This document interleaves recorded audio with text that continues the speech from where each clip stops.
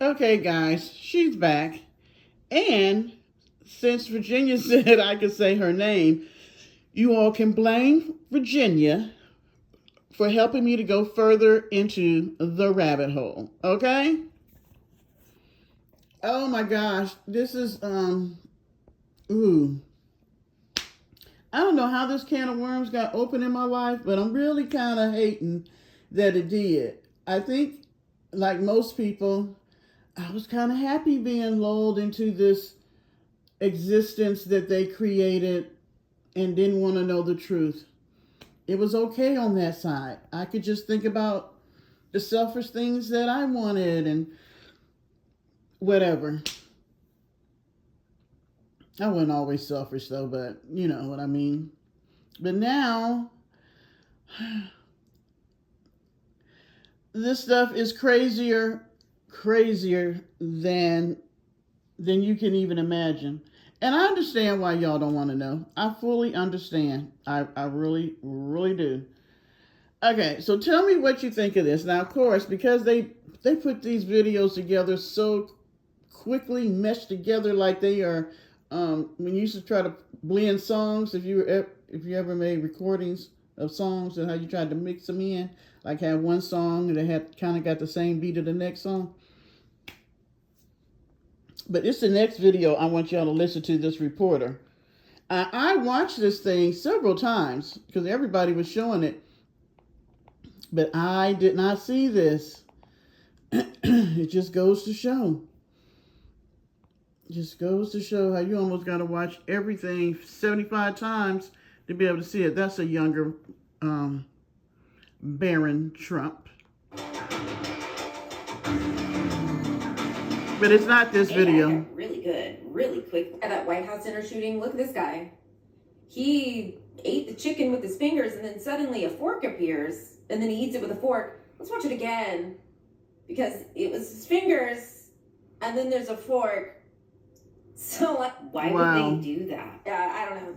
This isn't new. I used to be a reporter in Washington, D.C., and I got out of it because 100% of what they show you is not real, just so you know. But, like, why would they do this to us? Because planet Earth is a resort to the elites, and we're their staff, and they need to keep us entertained and under control and all of these things. See, I didn't read this. Let's see. The global wealth inequality is rising higher, with the richest 1% of the world population owning 47.5% of global wealth, while the bottom 50% owns just 2%. The top 0.001% hold 3 times more wealth than the bottom half. This extreme concentration is driven by capital accumulation at the top, tax policies, and low wage growth for workers, with wealth disparities becoming even more pronounced during economic crisis. That's a damn shame that 1% of the population own almost half of the not just the United States, global wealth, with everybody else owning 2%. And I would say some don't even own 2%. And just like she said, I keep telling you, we're just their slaves. Let me see if I can get it where she says again, where she talks about, you know, it's their playground and we're just their workers. And that's another reason why they're rushing to get AI. Because then they can have AI do as much as possible and they don't have to pay them like they pay us. They don't have to feed them like they feed us. One breakdown, they just build another one.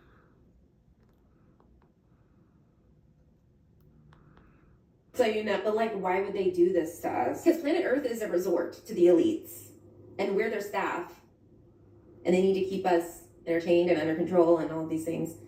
But eventually, you know, they won't need staff anymore.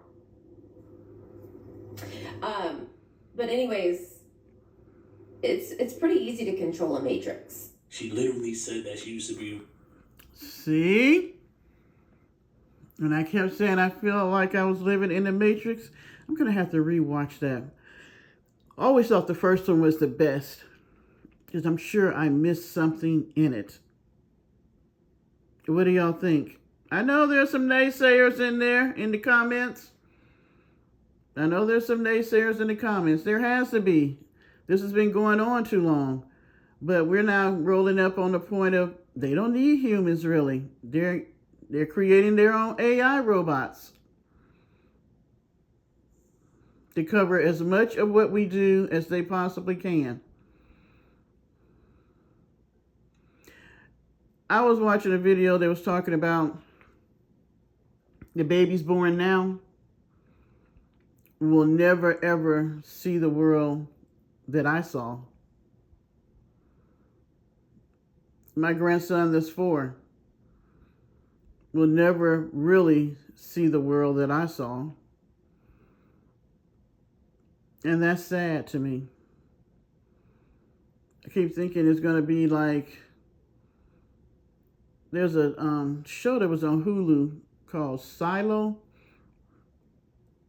where you weren't allowed to have anything from the past because the people lived in silos, and it was where you stayed in the silo depended on where you were on the food chain. So the rich lived at the very top and had everything, and the poor people lived at the very bottom and ran everything. Made sure people at the top was cool when they need to be cool and hot when they need to be hot. So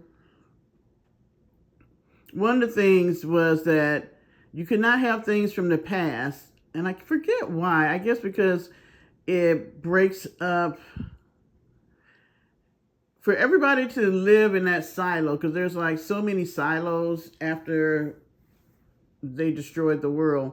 These silos were created, or had been created for people to be able to survive. But things of the past made people who had not been there want that world that was no longer there. And the ones who had been there, they had their memories. And I remember there was a picture that somebody had, and so it was considered illegal to have it. But it was just a simple picture of, I want to say, like a field with birds and flowers or whatever. And for the people to have never have saw that, because all they saw when they looked out the silo window was desolate, burnt up land, dust, like a dust bowl. That would be horrible. Oh, sorry, I got into my own head with that one. All right, so tell me what you think about what this reporter said. And did you miss that with the fork in the food thing? I know I did. I sure did. And she sat here and told us that they lied to us and what they put out is not true. And yet, they don't mind doing it. People get paid lots of money to sit and lie to us. And it don't bother them worth a bit. You know that? It don't bother them.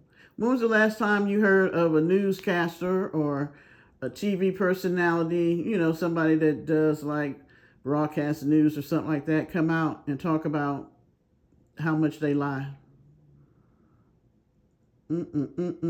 Shameful.